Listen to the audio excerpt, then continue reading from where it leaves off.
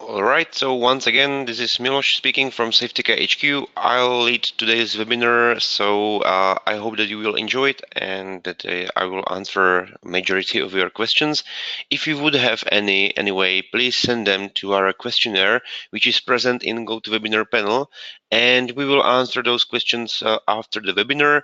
Those who we won't have time to answer, we will send them by email tomorrow. So you don't need to be afraid that you would lose your questions or answers to your questions, and we will take care of them. Today I will guide you through a quick introduction of Safetica company, just a brief presentation about who we are, what we do, and what's our goal and what our DLP software is handling. And later on I will jump into a live demonstration where I will show you our scenarios regarding our DLP protection and other possible settings and configurations in our Safetica management console. So please make yourself comfortable and let's start with the webinar. Safetica Technologies is a Czech company. We are based in Brno, which is our second biggest city in the Czech Republic. We have approximately 70 employees. There are some in Brno, some are in Prague, and some of us are sitting in the United States, in North Carolina. We are developing this security software since 2009, but back then it was encryption software. In 2011, we changed our focus on DLP, and we are developing Safetica since 2011 in the way you know it today. We are currently protecting more than 120,000 devices in 55 countries all around the world with over 500 active customers. Right now, we are also a proud member of ESET Technology Alliance. So ESET is helping us to distribute and sell the product around the globe, and we are very happy that it's actually working. What Safetica can do for you? Our software is a prevention of data theft. That's what the DLP stands for, data loss or data leak prevention. That's only the major focus of our software, because otherwise we can help you with more, even more. First, there is a employees mistakes prevention, because we have also like a monitoring part of the software, which is handling all the file operations, and we can see the customer's employees' behavior, and we can predict their next moves. So, for example, when a person is looking for a job, there is a big probability that he will start to copy his working data. Also, Safetica helps with improved. Also, Safetica helps with improving of IT resources and their utilization. So in case there are some softwares or hardwares which need to be used effectively, we can help you with distinguishing whether they are or not. And also we are able to help you with increasing the productivity of your employees, because there are a lot of unproductive websites and applications that can be used in the environment, and we are able to prevent such activity. There is a rhetorical question for you. What data do you have? What would happen if you lose your laptop? For everyone, the answer for this question is quite different, but there is a common answer, global answer for this question, and that answer is that you would probably lose sensitive data. What sensitive data actually is, we can find it here on the next screen. The definition is simple. It's a confidential information which, when it's leaked or stolen or sent away by an accident to a channel which is not very secure, it can cause damage to your company, either financial or by reputation or both. And sensitive data can be actually really everything. For some companies, it might be contracts, which they value, contracts with customers, partners. It can be strategic plans. Usually, strategic plans are internal information. No one is usually sharing these data. So, strategic plans might be very important for specific companies.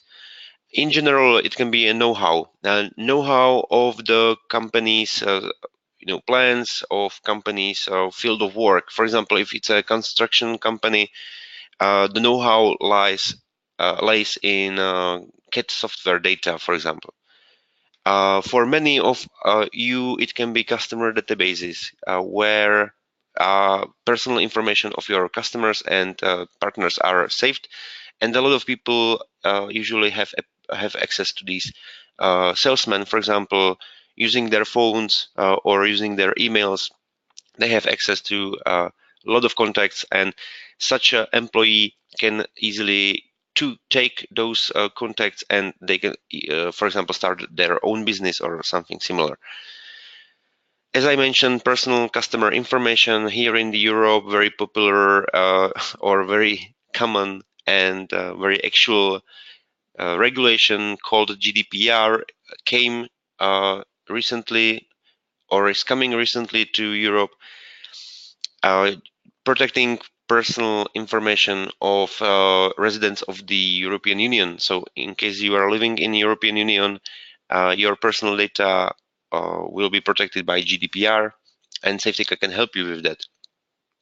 And as I said, if in case it's a specific type of the data, like industrial drawing or business information, or for example, medical information, Safetica can help you with protecting such data. And it is helping you by using the DLP, data loss prevention. The goal of DLP is always the same: to minimize the risk of a data leak, to minimize it to its minimum level. Nowadays, security is not considered to be 100% active. There is nothing like 100% state of security, if you say that. Usually, there is a small risk anyway that someone somewhere is able to break your security and, for example, hack your environment, hack your network. The same can be applied from the inside, so the goal is to minimize the risk of the data leak. There always can be a small hole which a user can use if he's very clever and able to find that hole. But we are able to minimize it up to 98% of the whole. So the risk of leaking the data is really, really small. And when talking about Safetica DLP, the process of the protection is quite simple. We would check sensitive data or classify, if you want to, according to, for example, ISO regulation or ISMS. It really doesn't matter. You can use multiple or different methods how to classify data. Once the data is classified, we would apply restrictions, DLP rules, which would protect already classified data against its steal, against human error. We would define which channels are allowed and which are not. And the first step is to log and alert administrators about everything, about all forbidden actions customers, employees are trying to do. So always there is an option how to know what's going on exactly in your company.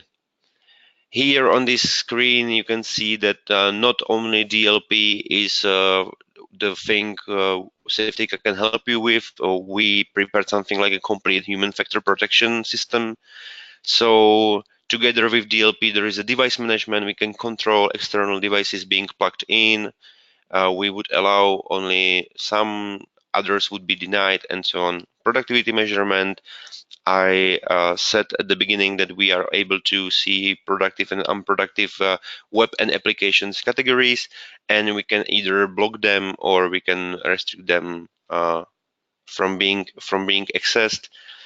Regulatory compliance help, not only GDPR as a regulation can be fulfilled or met by Safetica. We are helping with much others like HIPAA or ISO.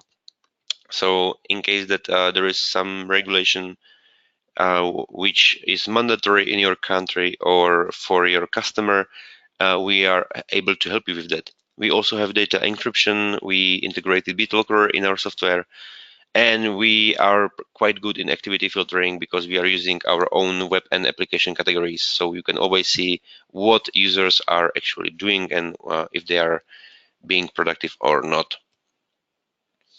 Main benefits of Safetica according to our competition is that Safetica is and always was context-based DLP, which means that we don't need to scan files all the time because we just need to know the application of origin or the website of origin or the path where the data is saved. So thus we can protect any type of data. It doesn't matter what's the extension. It doesn't matter what's the path they are saved on, which helps us to be deployed faster. And it's also time saving for IT administrators because once everything is set, it creates a effective data protection system, and it's very automatic later on with automatic alerts and reports for the administrators or the management. So you can say in general we are faster and more easier to implement than our competition. Plus, we added also content DLP features in Safetica 8, and in that content features you can use strings to be found or information hard coded in Safetica to be found in text files, PDF files, email messages, and stuff like that. I will get to it later in the live demo. Safetica's architecture is quite simple. We have a server and a database based on Microsoft SQL. Then we have protected endpoints and mobile devices using Safetica Client and Safetica Agent, which is the pair of endpoint services which are doing all the restrictions and monitoring. And then there is a management console which can be deployed to the server or to administrator's computer, and through which you are setting all the configuration and you are setting and seeing all the logs from the monitoring. So the architecture is actually quite simple. It's client server based, and the communication is pretty simple too. Endpoints are communicating with the server, which is communicating with the database, sending the logs and configuration one way and the other way. And then there is management console connected to the server and to the database, loading all the logs from the database and showing it to you in a very simple, clear interface. Here you can see some selected references. So you can see that Safetica is really able to be used in different types of industry, different types of work. And in case that you would like to talk with someone about Safetica, these are customers we share publicly, and you can contact them and you can always have a talk about Safetica with them. So this was the brief introduction of our company and our software. I hope that everything was clear, and just in a second we will jump into the live demo and I will present you the power of Safetica.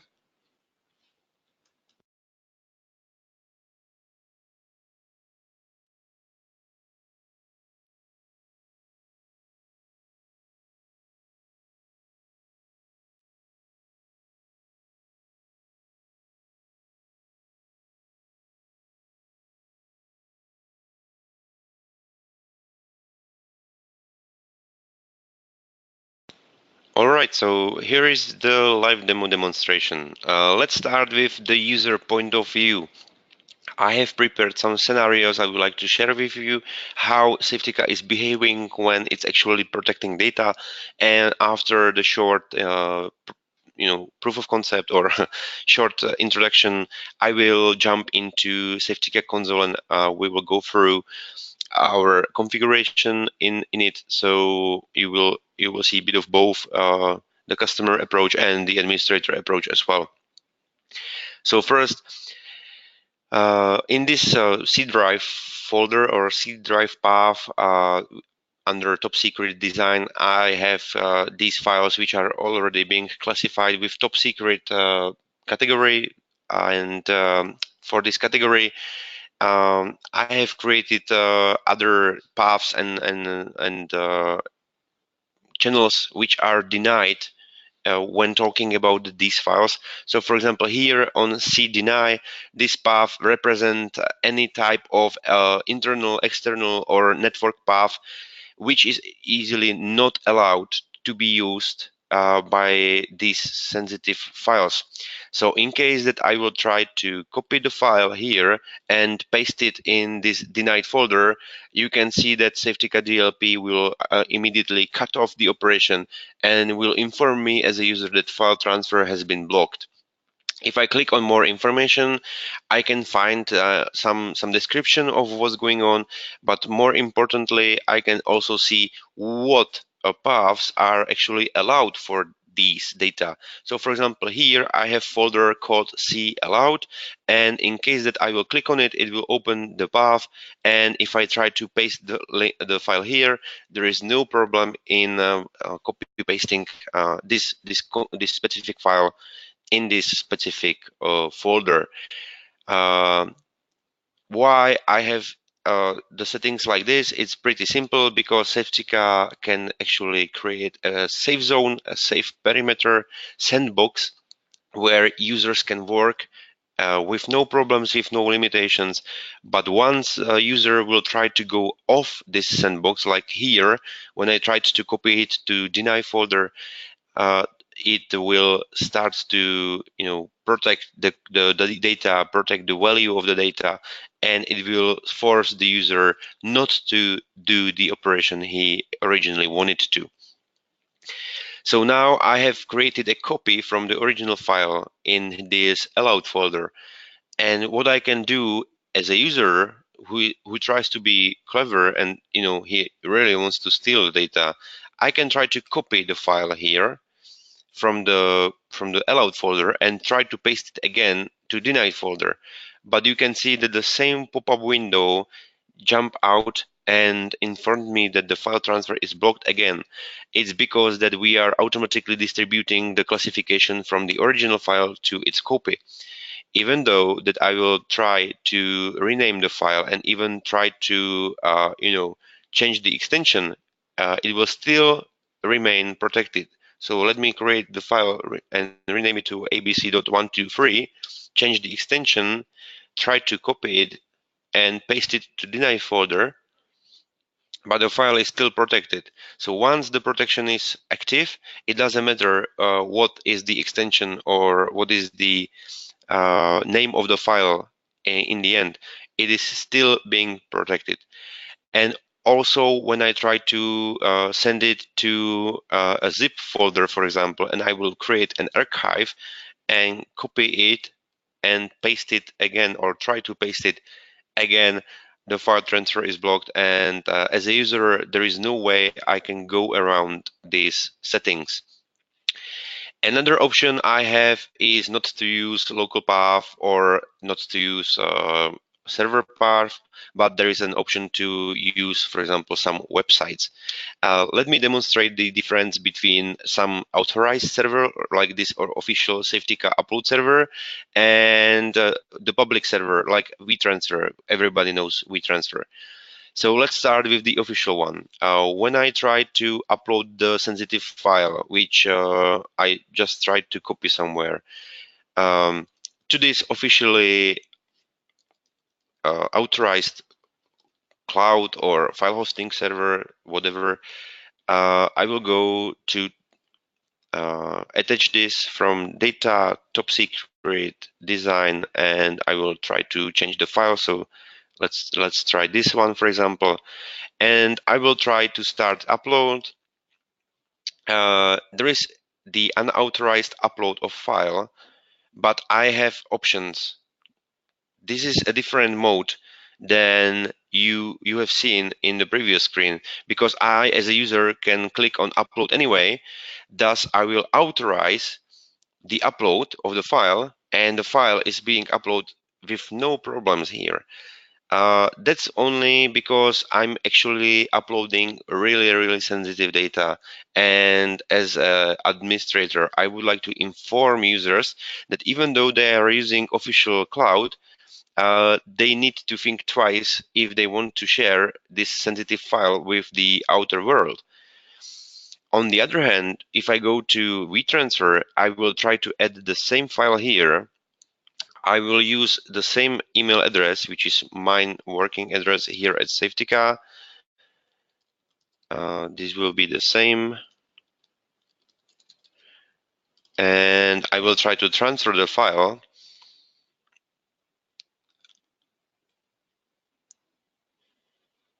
I will experience the same things. So it doesn't matter whether it's the internal server or whether it is public server. Once the policy is set to be in informative mode, I always have a choice.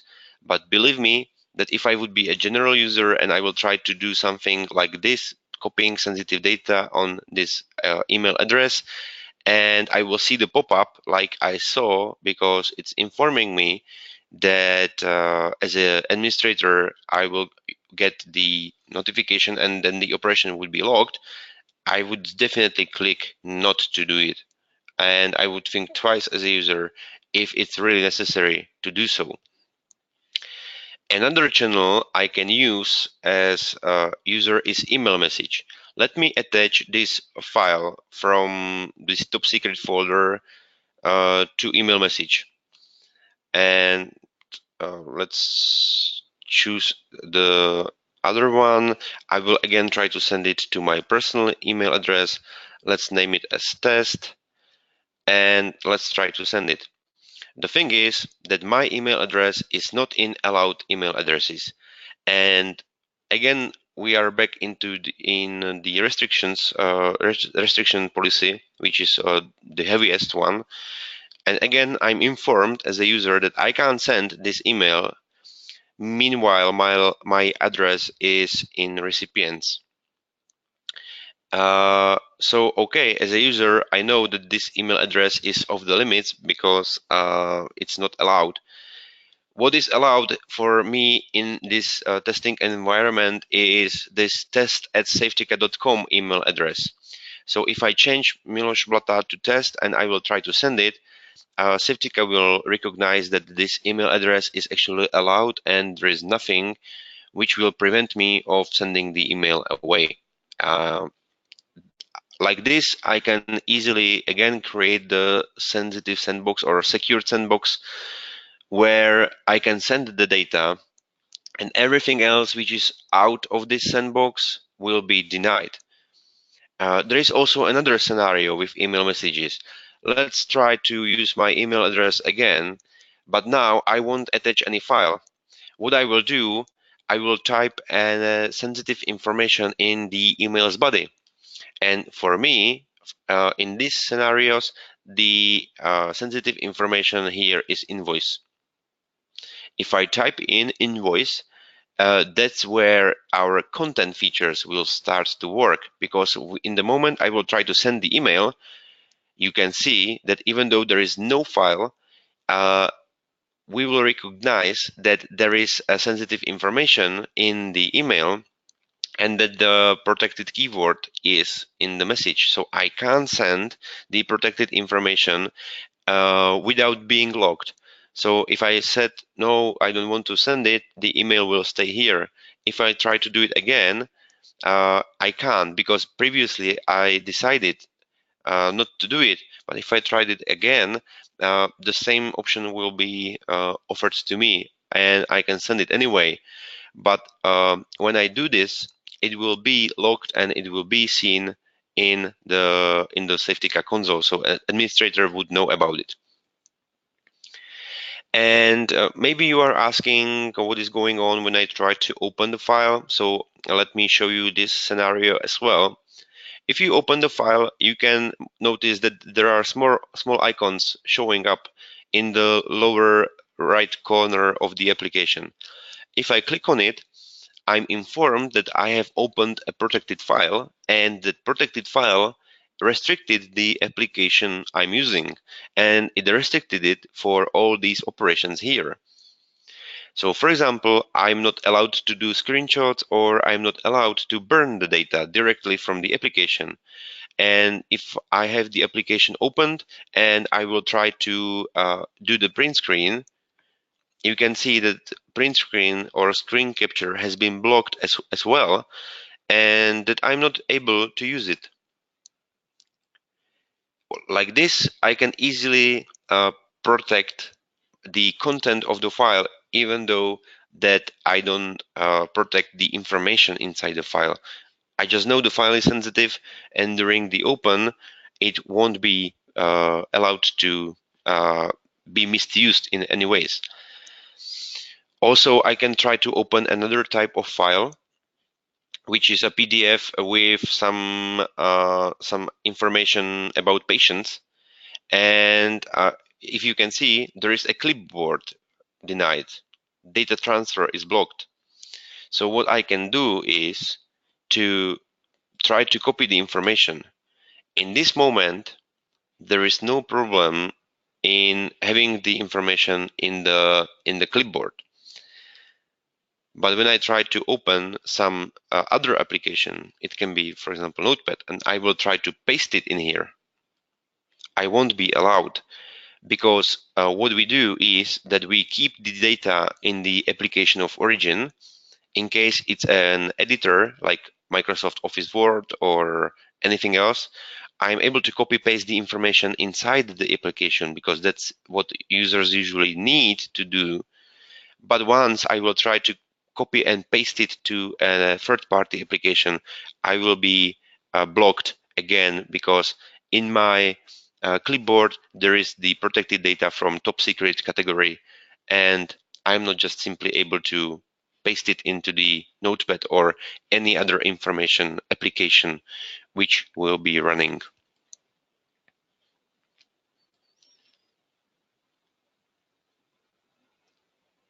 So these were our scenarios I wanted to present to you from the user's point of view. And in a second, let me jump into our Safetica Management Console and go through it and present to you how these settings are actually being implemented.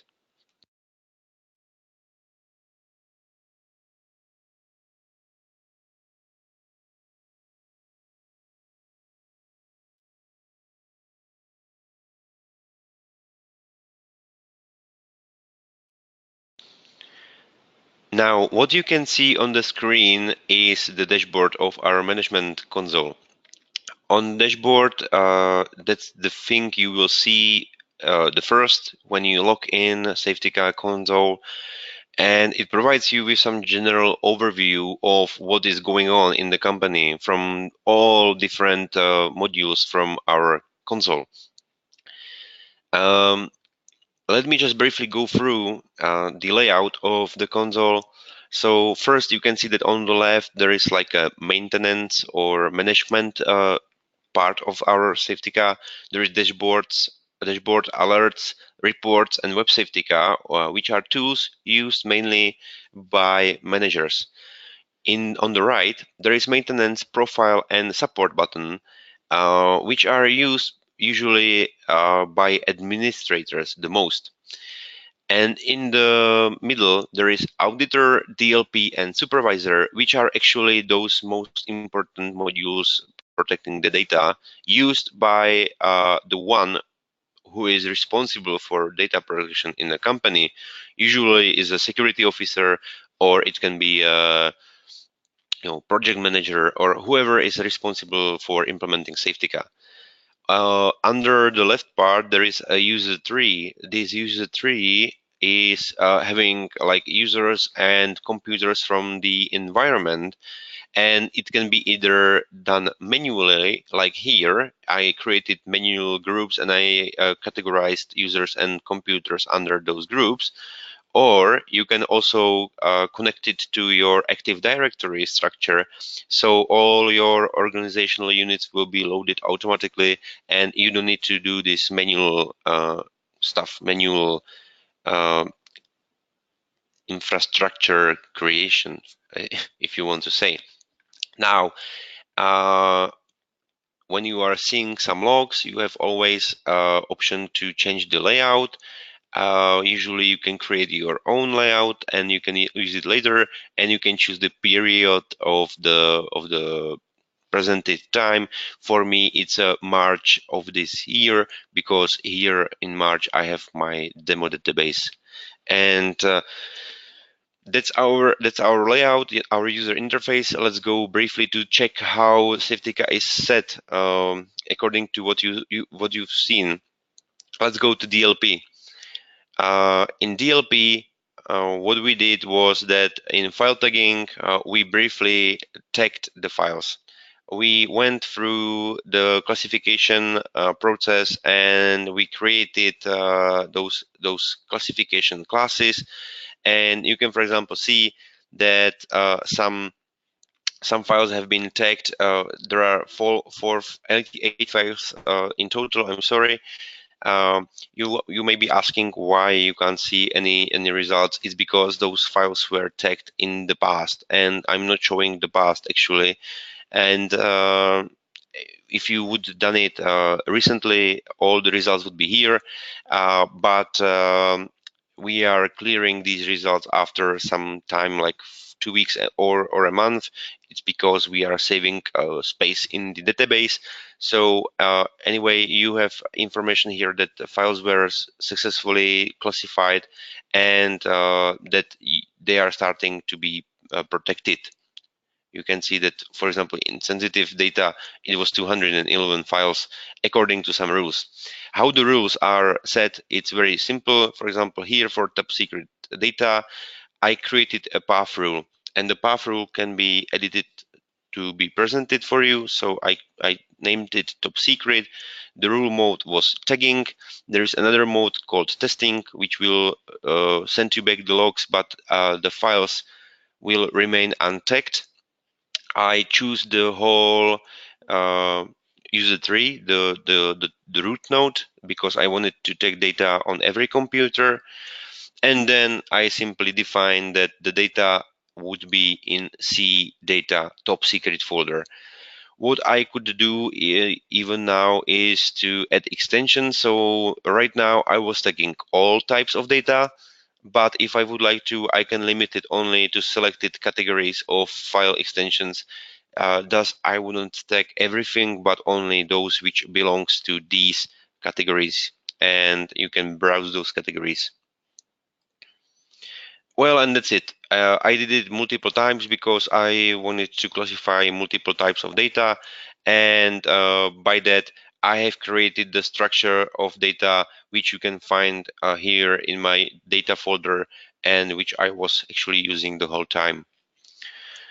And then we went to DLP rules, and what we do, as I said, we created some policies and DLP rules.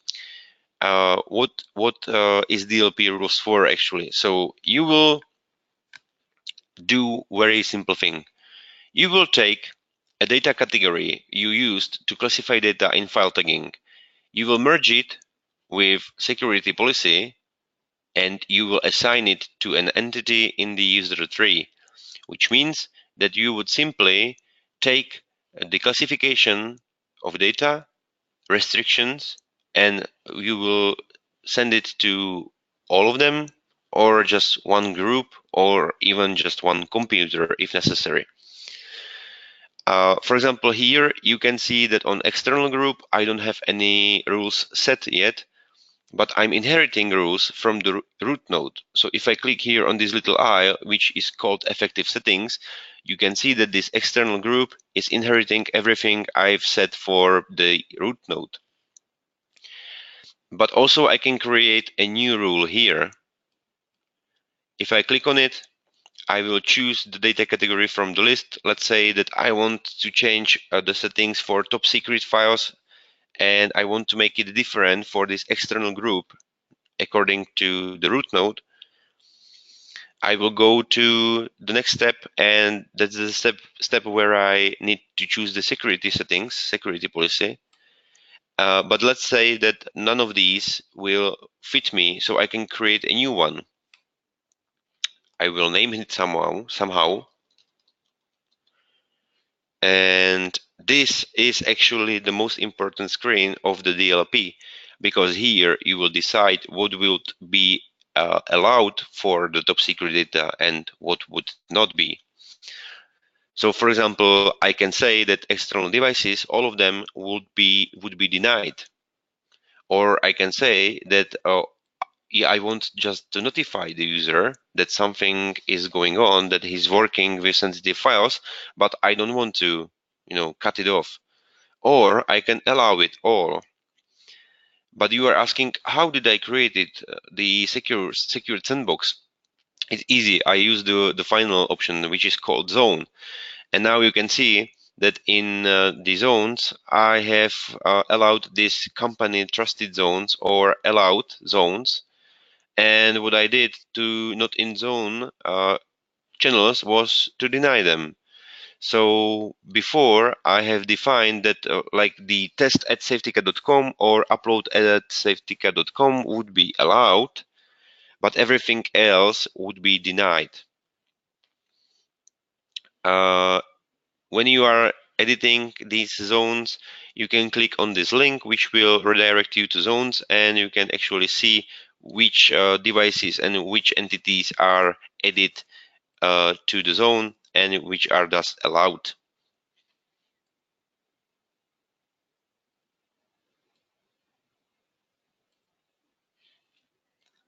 And when you define all these items,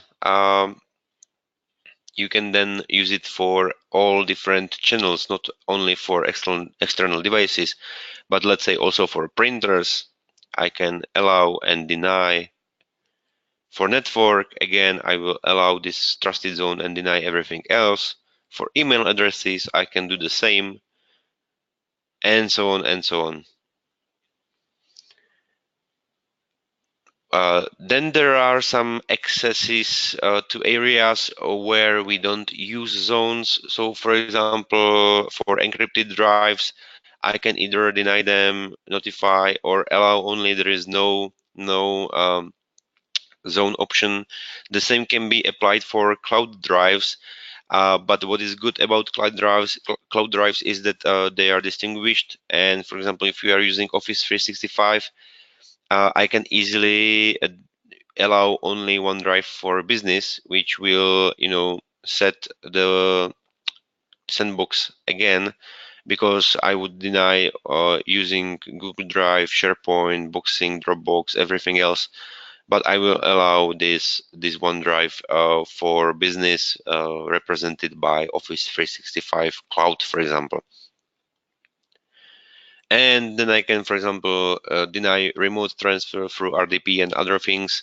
The same I can do for operations. You have seen during my presentation, and screenshots were denied, clipboard were denied, burning was denied, and virtual printing can be denied. So I can't create some virtual printed file from the original document, and thus limiting the options for the user. And that's it.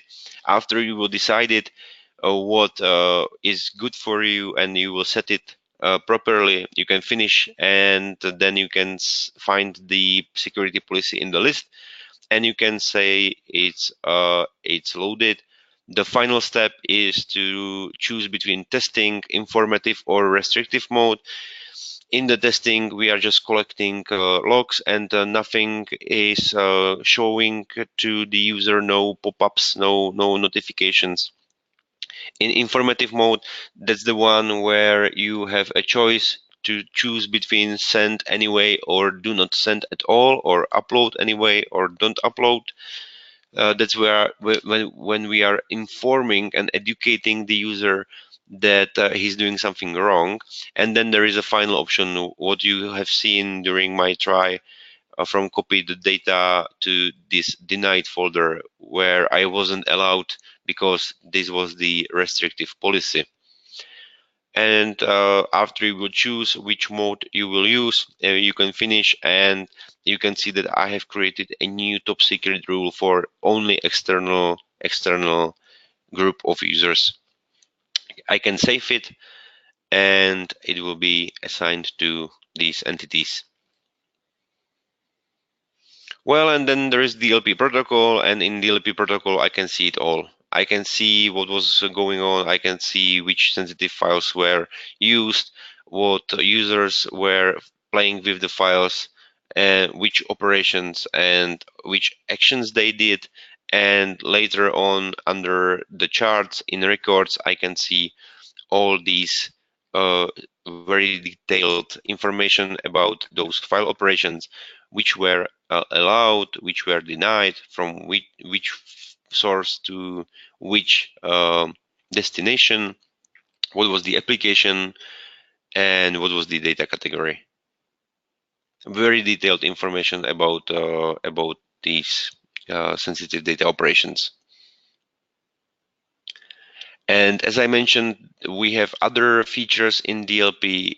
It's also discard, where we can control the access to some paths, either local or network or cloud drives. As I mentioned before, in DLP, we are controlling the file operations regarding clouds. Here we are controlling accesses to these drives. Then there is device control. In device control, we control which external devices can be plugged in and which not. Again, there are zones. So for example, I can deny all these ports just by clicking on the one button. And then in company trusted zones, you can see that I have these 3 flash drives, and whatever this advanced settings is, these zone settings will always override the advanced settings.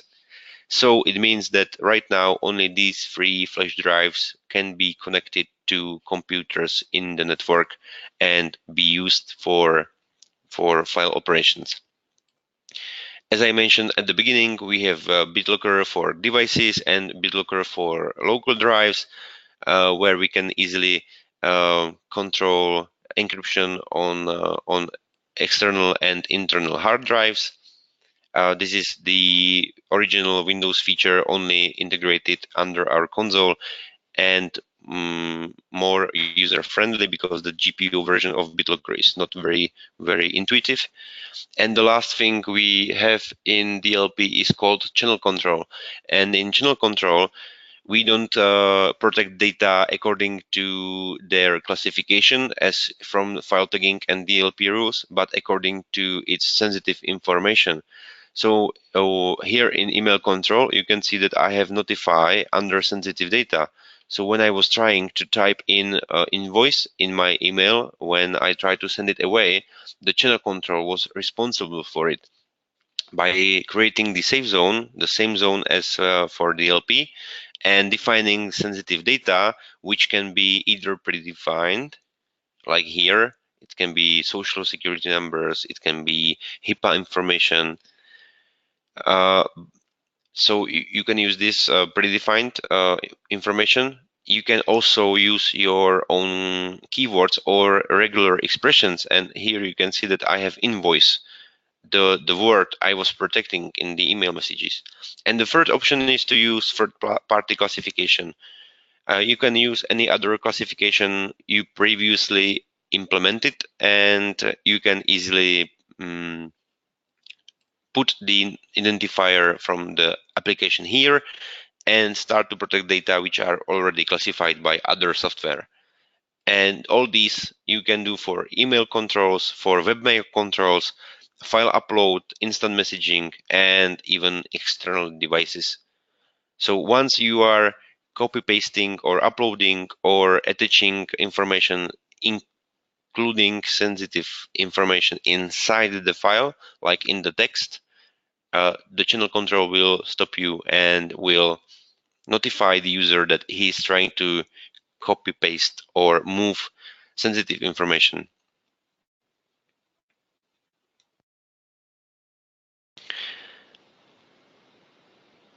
Now, there are also other features like supervisor. Supervisor is having web control or app control, which is blocking the access to not allowed websites. For example, here I'm blocking facebook.com. So if I try to go to facebook.com, I won't be allowed to because Safetica is protecting that. Also, in application, I, for example, am blocking Skype. And in case that I will try to launch Skype, the application launch would be blocked the same way as the access to the website. And in Auditor, we are logging over every operation, so we can see the much more detailed information, not only from files operations, but also from using applications, from browsing websites, or from sending emails are logged in here, and we are able to analyze them and use them in DLP to set the policies the best we can. Even though that we have DLP protocol, we also have files in here, and it's because of the option of using all file operations, not only file operations about sensitive data. Here you can find every type of operations of every file used in the environment.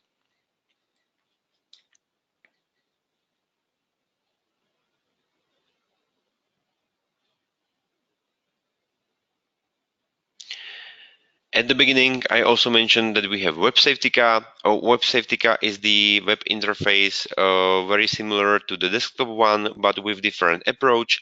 The difference is that we don't call our modules Auditor, DLP, and Supervisor. They are called Data Security, Behavior Analysis, and IT Utilization.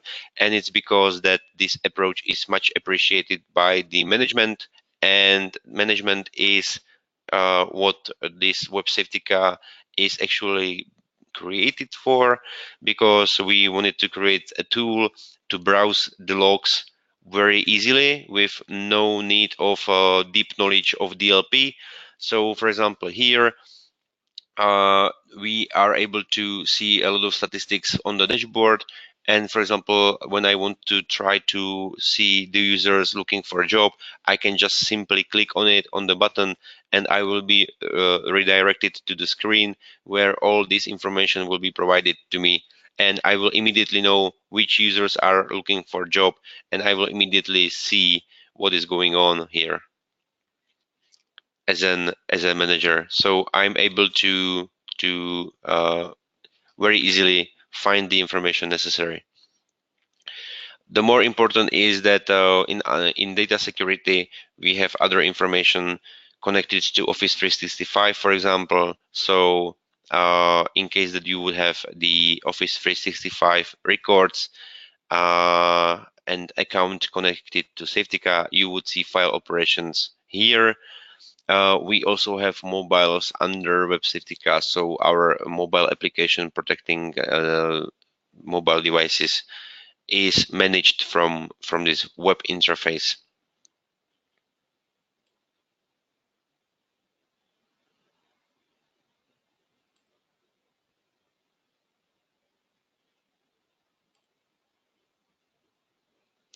You can see that we support both Android and iOS. And in case that you will click on the device, you will get the security overview with MDM features and other possibilities like installation of applications. And we are preparing even more with upcoming Android for Work and iOS Secured Spaces, where we would be able to control the device even more than now.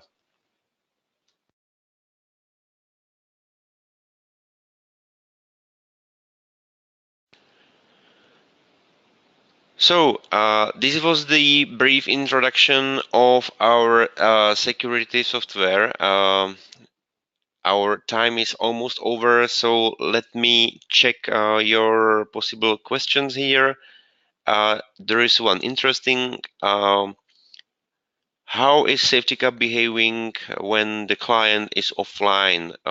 when it's outside the company network? It's pretty easy answer. Every client has its own local database where it stores all the settings from the server as well as all the logs. So in case that the client is offline and not connected to the server, it is handling the restrictions locally.